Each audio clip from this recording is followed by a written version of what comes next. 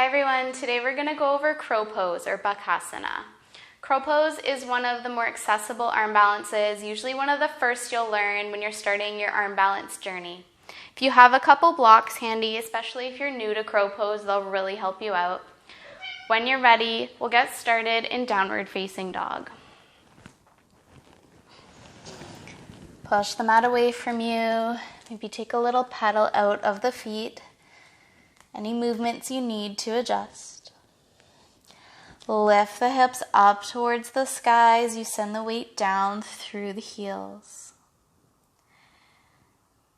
Inhale, rise up high onto the toes, and we'll tiptoe our feet about halfway up to meet our hands. So halfway between our hands and where our feet were. Come into a little squat, bring your toes together. So first off, the most important part of any arm balance is the base. So we start with our hands.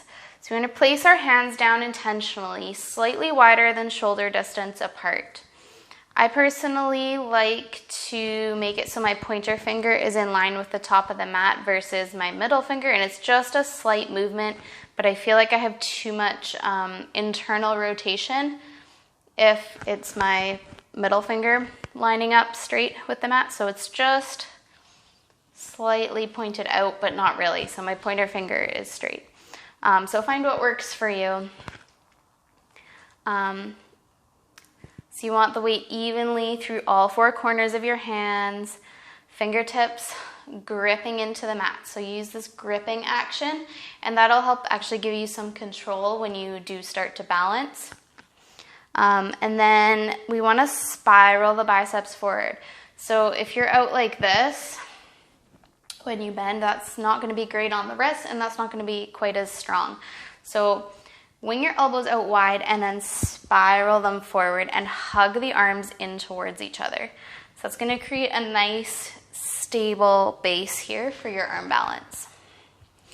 So fingers gripping into the mat, biceps spiral forward, hug your arms in towards each other. That'll turn on your chest muscles, the insides of your arms, everything you're going to need for this arm balance.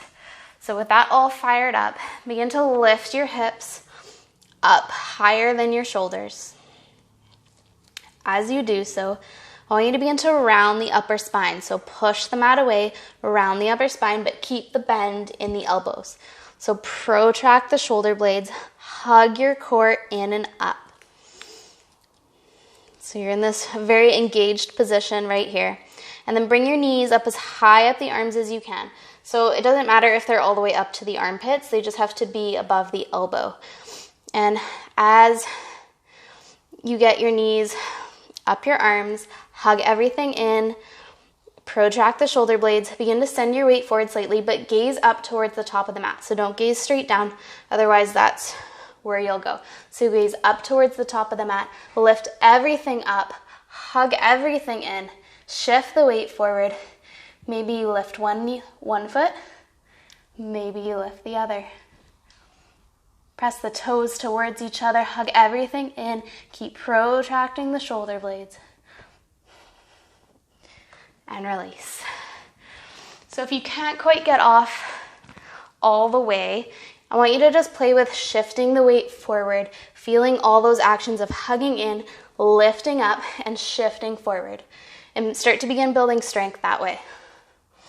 Maybe play with lifting one foot and then the other, slowly building up until you can get that little bit of airtime. If you're struggling with getting your knees high enough up your arms, like you can't quite lift them up, grab a yoga block or two. Maybe I wouldn't stack them. If you need that much lift, you can try, but it might be kind of unstable with two. So I don't know. Don't say I told you to do it if you fall that way. So I would just grab one for each foot. Stand on your yoga blocks. That's going to help you bring your hips up higher so that you can get your knees higher up your arms. So place your hands down slightly wider than shoulder width apart. Even weight distributed through all four corners of the hand. Grip the mat with your fingertips. Spiral the biceps forward. Hug everything in. Lift the hips. Maybe this time you can get way higher up. See, I can get even higher than I was before. Hug everything in. Protract the shoulder blades. Lift the core up. And then maybe you can get high enough so that you can lift up off the ground. Keep gazing forward, not down. So you don't want to crank the neck, but just slightly forward. Release the pose if you're still up there. So yeah, if you're struggling with the upper body strength a little bit, just keep going through the motions, keep practicing. The upper body strength will come. Yeah, I feel like this is a pretty accessible arm balance if you put in some time to strengthen the upper body and just practice. I hope this was helpful. If you have any questions, let me know in the comments. And thank you for joining me for this little tutorial today.